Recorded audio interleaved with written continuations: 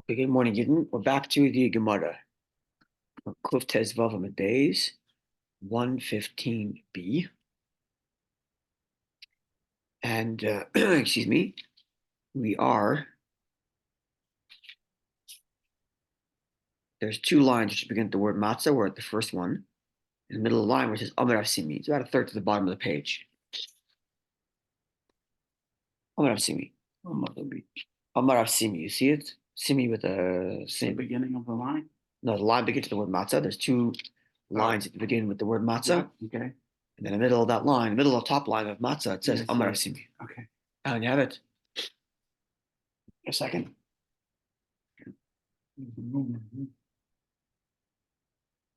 Right there. Okay.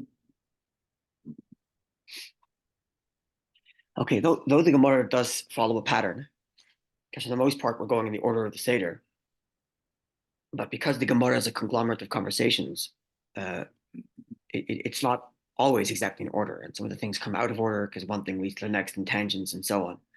So as we'll see in the Shulchan Aruch today, hopefully we'll get there when we finish this Gemara, we go to the relevant sections of the Shulchan Aruch that discuss these halachas. We're going to see that they're not going to be in order in the Shulchan Aruch, because there's going to be like things in the middle that come from other parts of the Gemara that have to be discussed as they're laid out in the Shulchan Aruch. So it's going to be a little bit like that a bit. So it sometimes becomes difficult to make sure we're covering all the parts of the Shulchan Aruch that discuss the relevant halachas, because they're split up a little bit, but we're trying our best.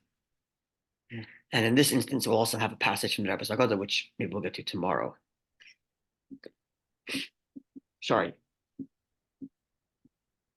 Okay, Omar Avsimi bar Ashi, Avsimi son of Ashi said, Matzah lefnei kol echad ve'echad.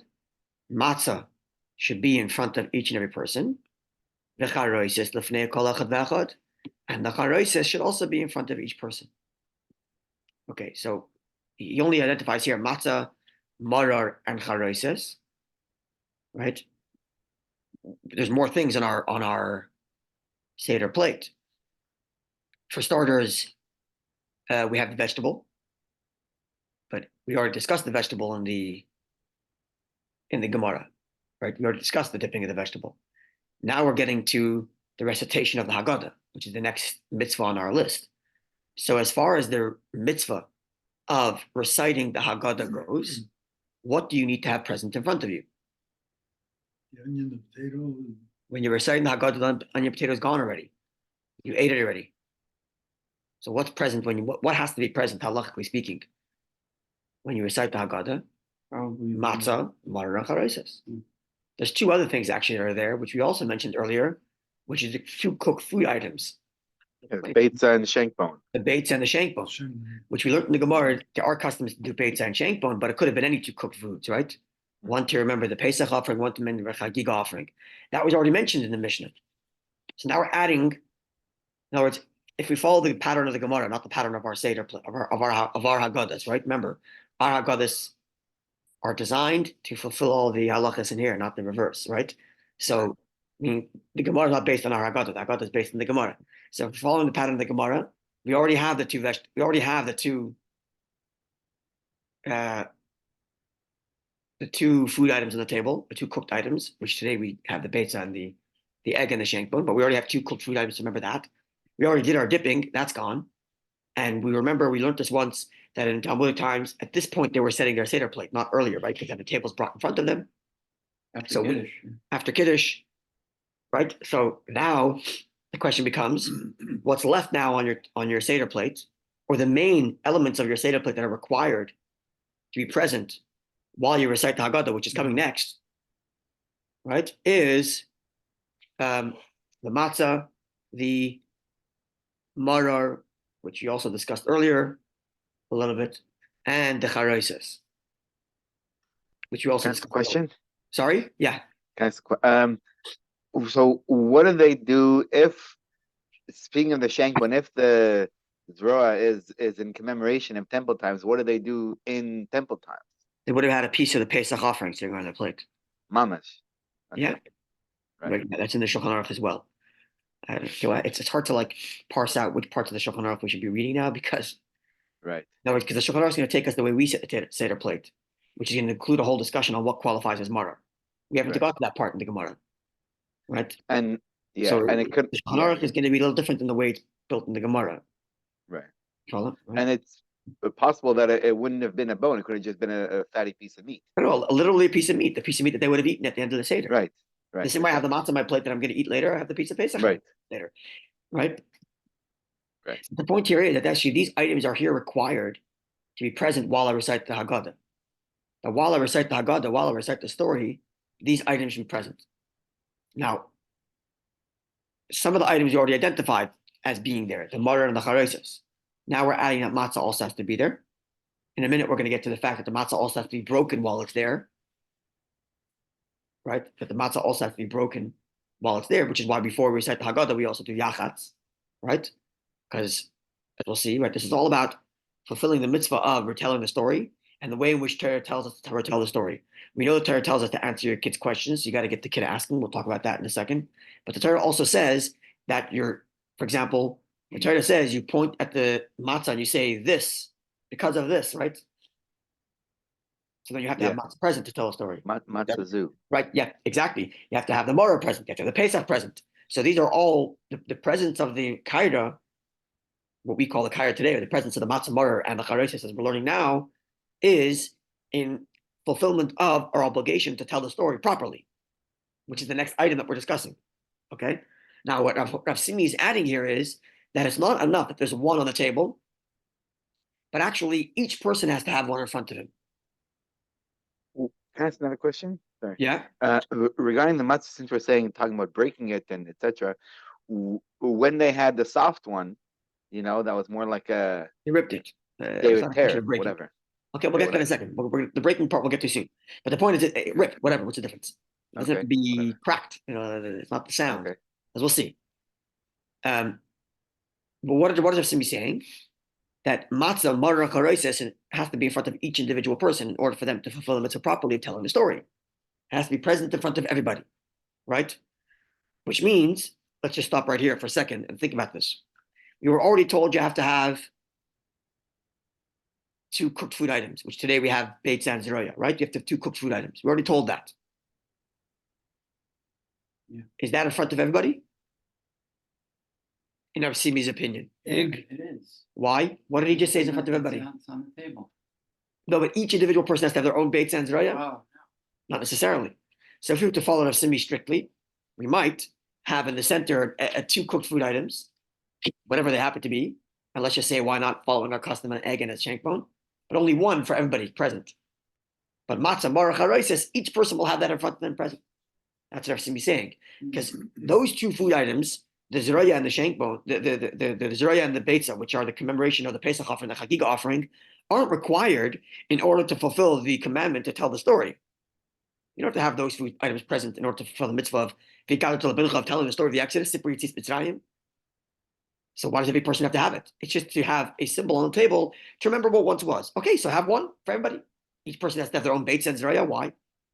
But when it comes to these food items, the charesis, the maror, and the matzah, which are there in order to facilitate the proper fulfillment of the recitation of the Haggadah, Rav Simi would argue each person has to have his own individual matzah, his own individual charesis, and his own individual maror is present in front of him.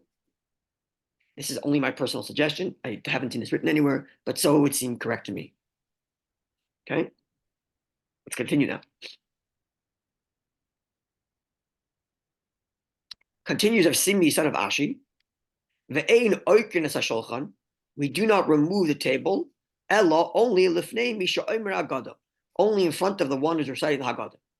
Right? In the old day, the original method of the Seder, before everybody had an available printed Haggadah in front of them, like much of davening, you'd have one person read, and everybody else would fulfill their obligation by listening.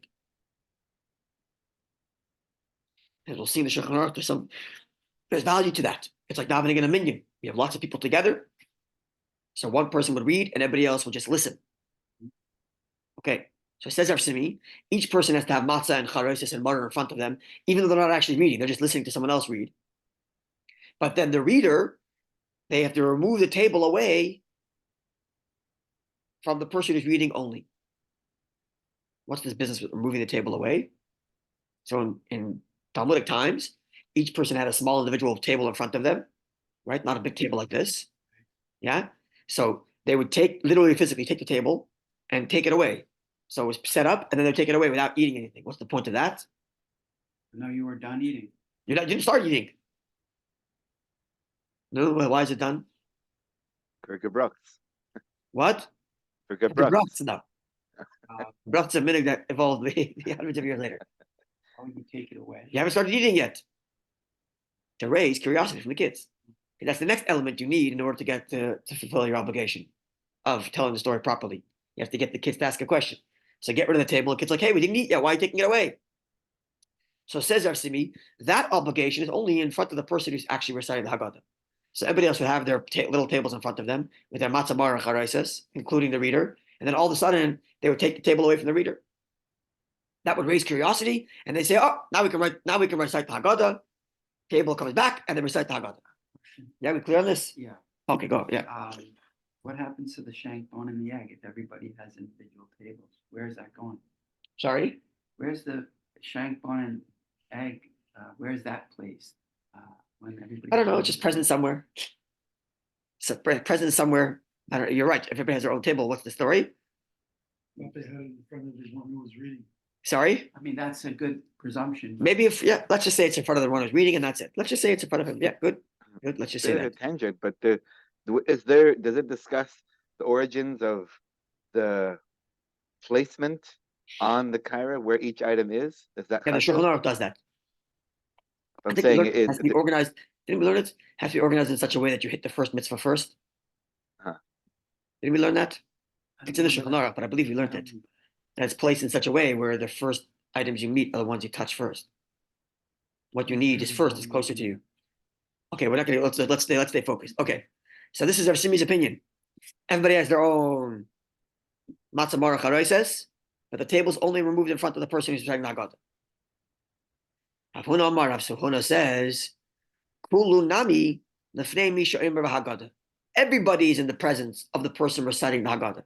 And therefore, they don't need to each have their own individual table in order to fulfill the obligation of recitation of the Haggadah properly. Everybody is fulfilling their obligation of reciting the story of the Exodus. How? By listening to that one guy talk. So why do they each have to have their own matzah baruch hareses? He has their matzah baruch hareses, only him. He's reciting, and they are all in his presence. So they don't each have to have their own individual table with their own kaira, own matzah baruch hareses. Only the leader does. Clear? Yeah. So machlekes. Does everybody have to have their own matzah baruch hareses, i.e. kaira, or only the leader?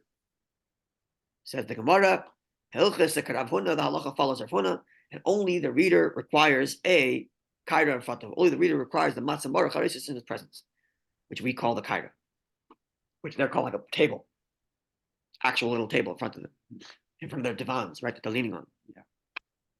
Make sure I got straight in Rashi. Yeah.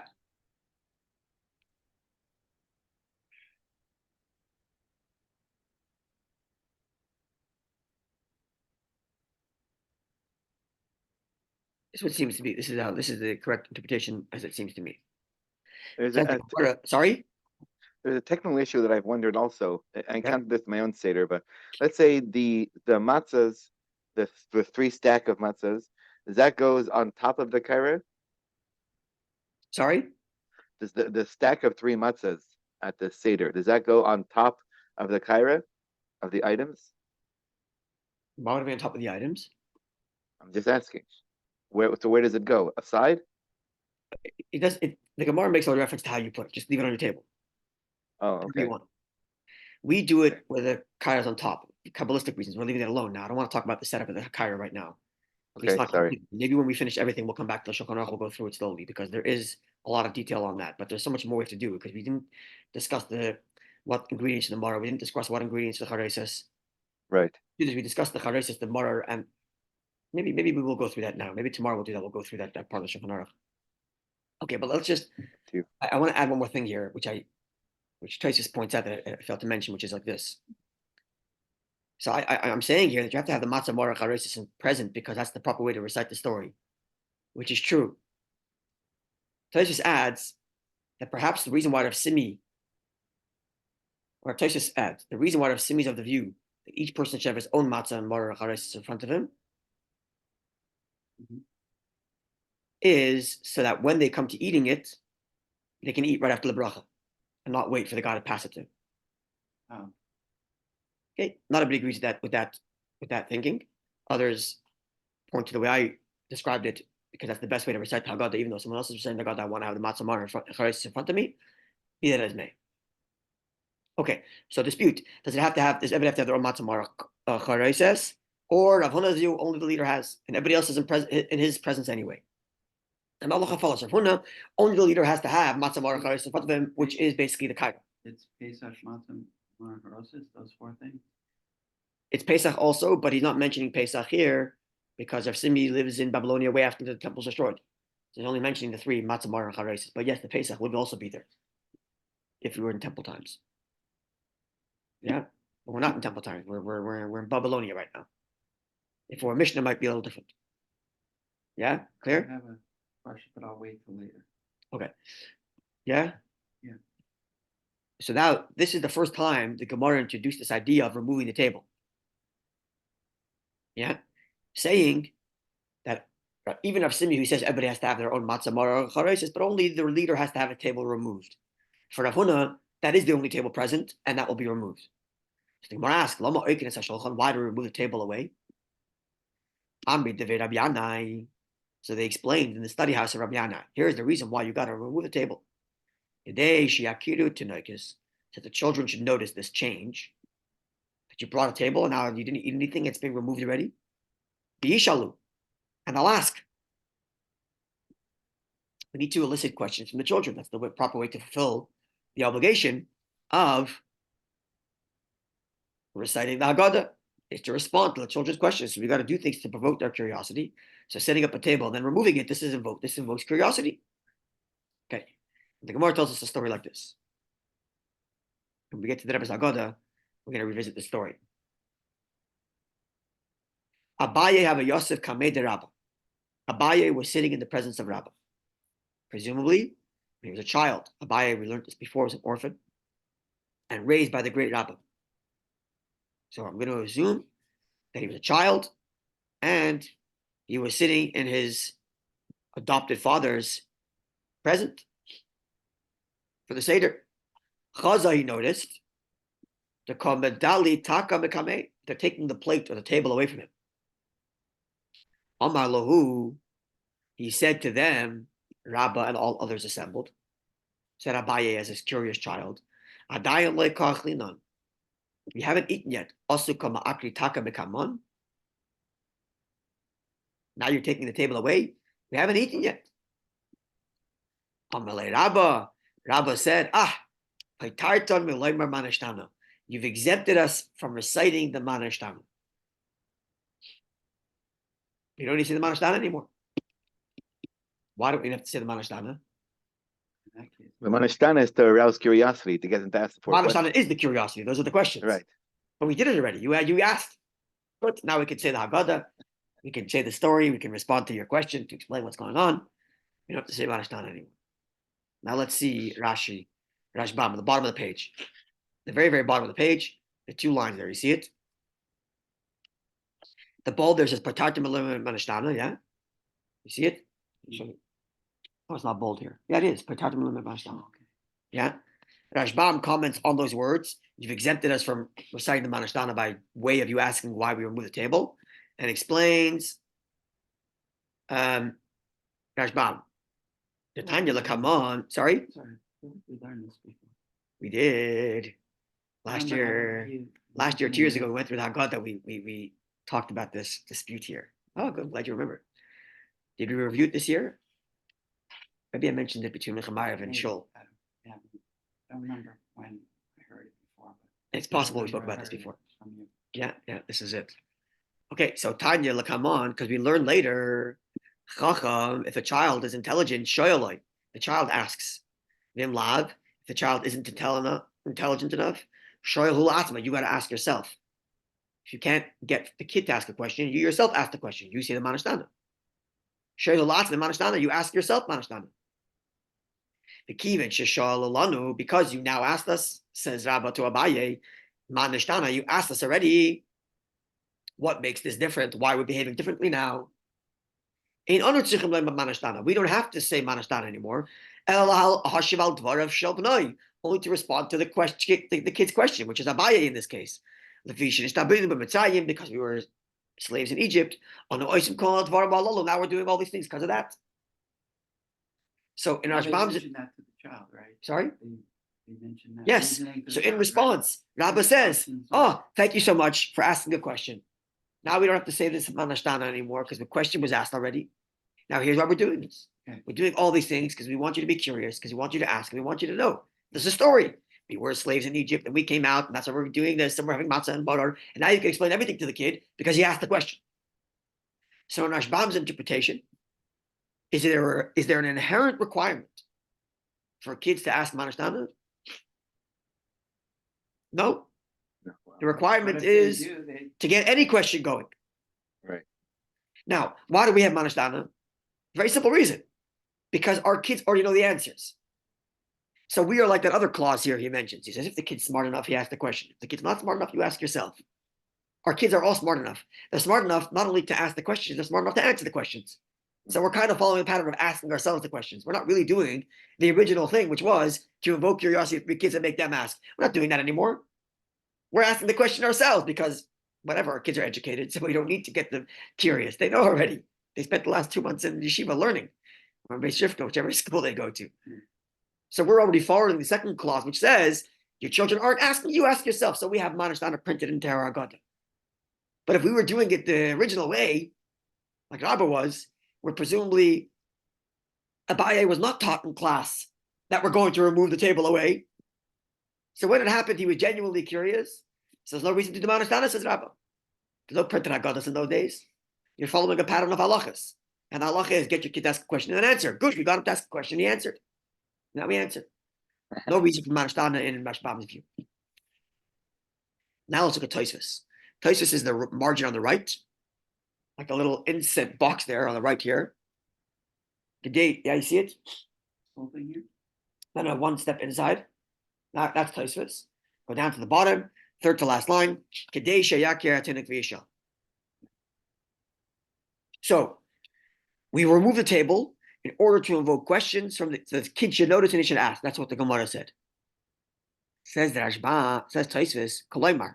What the Gemara means to say here is, whenever the word koloimar, which means as if to say, whenever that word appears in a commentary, you know that he's not interpreting literally, but he's extrapolating. This is what I learned from my Rosh Yeshivas.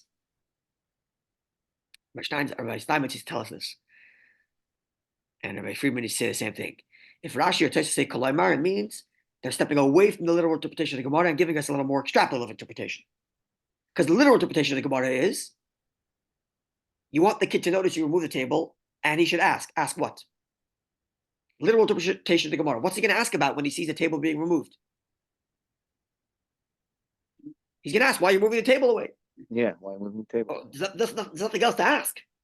It says, Tosfos, koloimar, meaning to say, I'm a little extrapolative here. And because you got him to ask about the table, he'll ask all the other things too. It's a gateway. It's a gateway question. In other words, when a kid's curious, he doesn't say anything. But at some point, you put a pile of curiosity, you break the camel's back, and the kid's like, what's going on here? So the moving the table away is to add more curiosity, not because the question of asking about the table is valuable, but because through this, he'll ask the other questions. And Tosfos continues, but as for the fact that the kid asked, why are we removing the table? That will not exempt you from the manashtana. Because you got to ask those questions. Those questions are required in Tosfos' view. So the removing of the table is to get him curious enough that now he asks the manashtana. So the kid asking, why'd you remove the table? Not enough. And what about Abaye? Abaye asked about removing the table, and Rabba says, we're exempt from manashtana. Isn't that what Rabba said? So it says Tosfos, Vahida Abaye, that story about Abaye, the Gemara didn't fully interpret the full story. Because the Gemara only told us the beginning of his question, but he must have continued and asked the rest of the manashtana. It must be the rest of the story. So we have machlekes here, Tosfos and Rashba. Rashbam is of the view, based on the story of Abaye, you're not required to ask the Manashtana. You got the kid curious enough. He asked why remove the table. Good enough. Now answer the question. No Manashtana. Tosfos says, no, you're doing this curiosity only to get him to get to the Manashtana, because the Manashtana is a requirement to actually ask those questions. It's machlekes here. Do you have to get the kid to ask the Manashtana or not? Tosfos, yes, you have to get Manashtana. Do other curiosities just to get them going till finally they'll ask the actual Manashtana. And Rashbam says no. As long as he asks any question, even if he asks why remove the table, which is a completely arbitrary action to remove the table, but once he asked a question, good enough. We'll give him the answer. So I guess the Tosfos Seder was, the Rashbam Seder was shorter. They all follow the pattern of our Haggadahs. Because by the time Oh. Tosfos and Rashbam came around, there already were set standardized Haggadahs. But in theory, you're right. Or let's put it this way. When my kid asked me Manashtana at the Seder, is he truly fulfilling his obligation to ask me a question? No, because he knows the answer. Oh, but that would be Rashbam's reading. He didn't ask a real question. But according to Tosfos, what's the objective here? To get him to ask these 4 questions. I got him to do it. Maybe when he asks these 4 He's questions, he'll convinced. have actual questions that he's Maybe. truly wondering. Right, but according to Tosfos, the actual questions he has that are truly wondering don't fulfill your obligation. In Rashbam, yes. So even though Rashbam seems more interpretively better in the Gemara, because the Gemara is like Tosfos begins by saying Kolaimar, meaning to say, the literal reading of the Gemara is Rabbah says, we're done. You exempt this from saying Manashtana, we're done. Oh, The but objective is to explain to the child why we're doing these things, and you fulfill that by just mere. no, the obligation is to respond to his question. But which question is there an obligation in which question for him to ask? Rashbam says no, and that's a simple reading of the Gemara would see it that way, right? Which is why Tosfos has to begin by saying Kolaimar, meaning to say, and through this he's going to ask the Manashtana, because on Tosfos' view, it's not just you have to make him ask any question; you have to make him ask these questions, right? So now, even though from the Gemara's reading, Rashbam seems more clear, but from the way we observe the Haggadah, Tosfos is much better. Why is that? Because the way we observe the Haggadah, according to Rashbam, is not actually getting anything out of the kid. Because he's not curious. According to Rashbam, you have to get him actually curious. And our kids aren't curious anymore. They learned already for the last 2 months in this cheder. But according to Tosfos, where the whole objective is to get them to ask these particular questions, good, we got them to ask these particular questions. So we actually did the obligation of responding to your kid's question. According to Rashbam, we did not do the obligation to respond to our kids' questions. We did the other obligation, which is, if your kids don't ask, you ask yourself. That we did, according to Rashbam.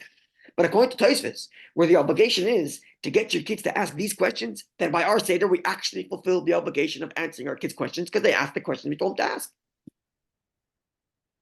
You see? So even though Tosfos comes out less clear in the Gemara, but it comes much more clear in our practice. See that? Okay. B'ez Hashem, we're going to go to the Gemara. We're going to go to the Shulchan Aruch first. There's still some more Gemara actually I want to learn. We're going to learn Lechem. Since you're asking, Meir, about setting up the Haggadah, we're going to read a few more lines which discuss more about the setting up the Haggadah, and then we'll go to the Shulchan Aruch about Seder plate, actually not we'll do, Haggadah. because if we go to the Shulchan Aruch about setting up the Kaira, it's going to take us a few weeks, a week at least, till we get back to this question of the kid asking the question of whether he has to do Manashtana or not. Oh, wow. So because it take a while to go through all that. So what we'll do is tomorrow we're going to learn the Rebbe's Haggadah about this idea of the kid asking the question in Manashtana, and we'll see in the Rebbe a unique hybrid between Tosfos and Rashbam. We're going to see that unique little hybrid, and then we'll go back to the Gemara about more elements of setting up the kaira, which can include breaking the matzah. Okay. And then we'll go to the Shulchan Aruch about the setting up the kaira, which will take us some time to go through all of that properly. Yeah, Amir, you want to ask something? I'm sorry. No. I had a question. Yeah. It says somewhere in the Gemara, in the Haggadah, you have to say Pesach Matzah Mara. Yes. Yeah. I was just thinking along today's in the Gemara where it said you need to have Mara, Matzah, and Hareses. Hareses. Why is not Hareses included in that recitation? You have to say Pesach Matzah Mara. You know, it says you have to fulfill your obligation for the day you have to. Very good question. Lots of more. Because Under this, for this reason, why do you not roast this one? good question. Good question. Off the top of my head, I'm going to answer like this. Okay, we're going to learn in a minute, actually, the machlekes. Or tomorrow or 2 days, we'll learn about, I actually spoke about it one Shabbos I may afternoon. have been premature. Machlekes, My no, it's a good question. It actually is a good now. question. No, it is a good question because the way I framed it is that these things are being put there because you have to recite the Haggadah over these things, Right. which implies the Charesis have to be there. And if so, the same way I identify why the Maror is there, I identify why the Matzah is there, and I identify why the Pesach is there, which would have been if the temple was standing. Why am I identifying in my recitation what the Charesis is doing there? I mean, I think you may have alluded to the answer in this, was because the Harosis is not separate and apart from Mara. Oh, that's what I was going to say. Yeah, you So, mentioned that's that. right. So there's a machlekes. We're going to that's in see. different That's right. So we're going to circumstances. see soon. We spoke about this at Shabbos afternoon. There's a machlekes if b'chlal chayroses is a mitzvah or not, or is it just there to offset the toxin, Toxicity. right? And even if it's a mitzvah, as we learned Because it's more. in the Rebbe's Haggadah, based on the Ran, I believe, that Says the the more. chayroses is actually just an extension of moror.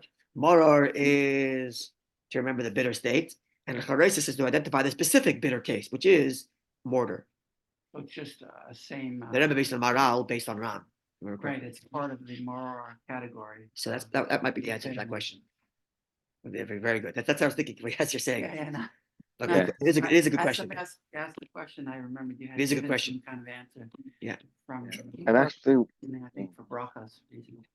Yeah, for why we don't make the bracha of mitzvah. Right, because it was. Allah chilas charesis. Baruch atah Shemol Kemal Lachem, Asher Kishon Tzitz. Allah chilas charesis. Why don't we? The Ran explains because it's an extension. Abu Dhabi, explains it's an extension of Maror. And the Rebbe explains how it's an extension of Maror based on Maral.